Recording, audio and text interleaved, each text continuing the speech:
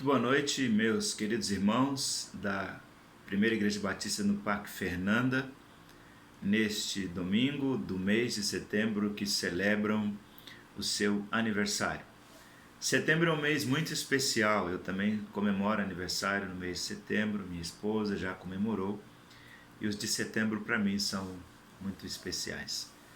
A visão que os irmãos têm de estarem unidos para a glória do Senhor, tema aí do aniversário baseado em Atos capítulo 2, verso de número 44, me faz pensar nesse trecho de Atos capítulo 2, onde a história narra o desenvolvimento e o avanço da obra através dos primeiros cristãos.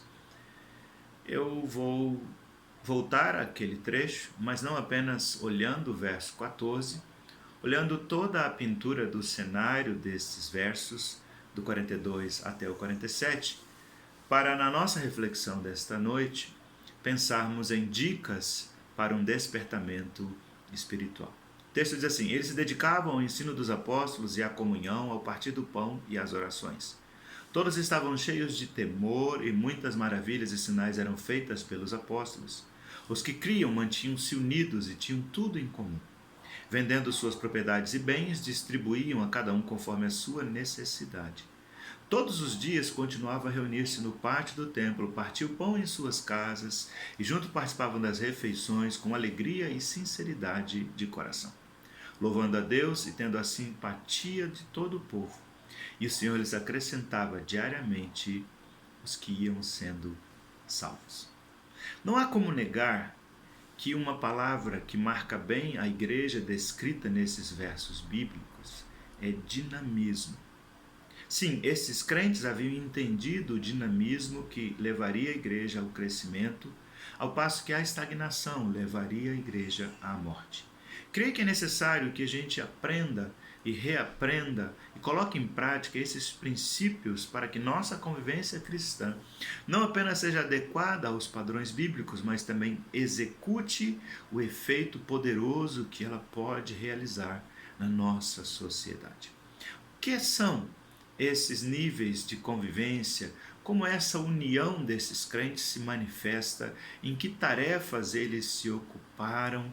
Como nós podemos, irmãos e irmãs, agora no século XXI, reproduzir um modelo de igreja que seja ajustável ao que a Bíblia nos ensina? A primeira lição que a gente aprende aqui é que a nossa convivência cristã deve revelar dinamismo na adoração. Nós devemos adorar a Deus de modo dinâmico e sincero. Quando a igreja está unida no cântico de um hino, quando a igreja está unida numa vigília de oração, quando a igreja está vivenciando harmonia, ela adora o Senhor com poder, ela adora o Senhor em espírito e em verdade, e essa adoração é contagiante, atrai os não crentes para fazer parte do nosso grupo de adoradores. Devemos permitir que a adoração nasça de uma profunda experiência de transformação. Creio que a adoração dinâmica e autêntica na igreja local não apenas traz a presença de Deus em nosso meio, mas testifica do poder dele em nossas vidas. É certo que nós podemos criar formas de adoração que sejam contemporâneas à cultura, ao estilo de cada um de nós, à região onde vivemos, mas nenhuma forma de adoração, irmãos, pode abrir mão de algumas coisas como exaltar, engrandecer, glorificar, honrar e servir ao único que é digno de receber a honra, a glória, a força e o poder. O nosso Senhor não se deixa enganar pelas aparências, nem se impressiona pelas emoções, pois o fato de conhecer o nosso interior o capacita a exigir adoradores verdadeiros e autênticos. Eu tenho uma pergunta, na realidade duas perguntas para fazer. Sua adoração individual é dinâmica? Sua adoração nas reuniões familiares é dinâmica? sua adoração no corpo de Cristo, que é a igreja local. Aliás, faz tanto tempo que a gente não se reúne presencialmente. É dinâmica. O que é dinâmica? Dinâmica é vida. Dinâmica tem a ver com poder. Dinâmica tem a ver com motivação. Dinâmica tem a ver com agito? Não. Dinâmica tem a ver com experiência verdadeira com o Senhor. Adore ao Senhor com dinamismo. Adore com inteireza, com singeleza, com vigor, como João diz, em espírito e em verdade.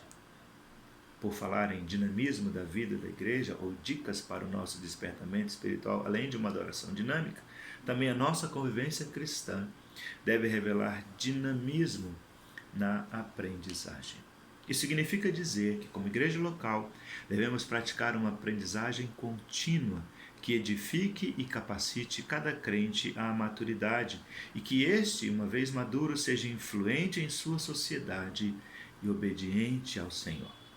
Nesse processo de ensino e aprendizagem, inclui-se dentre os procedimentos de uma igreja, por exemplo, como a Igreja Batista, a pregação e o ensino público na igreja, o discipulado, a escola bíblica dominical, os grupos pequenos, as aulas online, ou seja, exemplo e prática devem caminhar. A questão que devemos fazer é: a PIB do Parque Fernanda produz uma aprendizagem dinâmica? Em outras palavras, seria perguntar: o processo educacional desta igreja tem produzido cristãos maduros e capacitados para a obra de Deus? Se não, onde está a falha? Nos métodos que a igreja está empregando ou na minha própria ausência ou desinteresse pelo estudo ou pela prática da Bíblia? Quem nós somos? Discípulos ou interessados pelo Evangelho? Se é importante ter uma adoração dinâmica, é também importante termos um processo de aprendizagem que seja dinâmico. A Bíblia nos desafia a ensinar os mais novos, a transmitir a outros aquilo que nós temos aprendido. E esse processo de ensino-aprendizagem leva tempo, exige esforço, demanda. Nós temos a Bíblia, a Palavra de Deus e o Espírito Santo, nosso grande mestre. Mas Deus tem dado à igreja mestres, homens e mulheres que ensinam, que edificam. Deus tem dado muitas ferramentas. É tempo de desenvolvermos um processo de ensino-aprendizagem que revele dinamismo, porque isso fará mudanças, tanto internas quanto no meio ambiente que estamos vivendo. Vamos dar uma pausa?